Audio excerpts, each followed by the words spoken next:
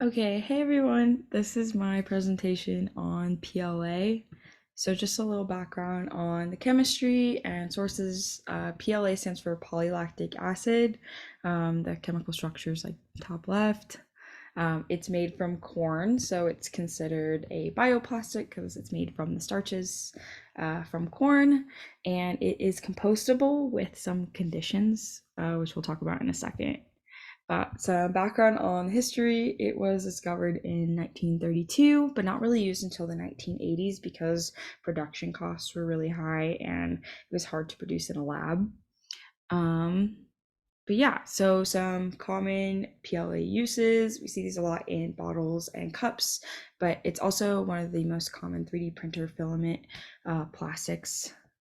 But we'll also see this in grocery bags and packaging material that is usually labeled with like eco-friendly products that say compostable in big letters. But is PLA really like eco-friendly?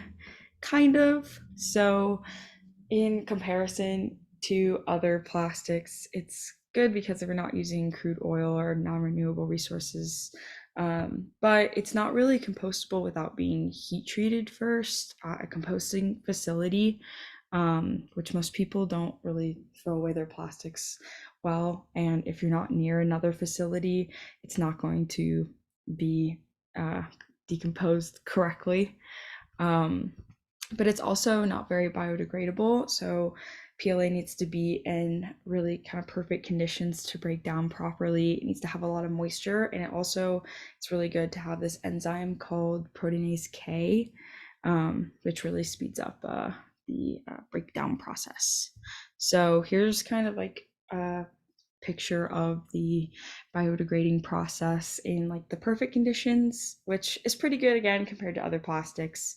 But I definitely think a lot of progress needs to be made. I don't think it should be advertised as like the solution or like 100% biodegradable or compostable. So yeah, that is my presentation. Thank you.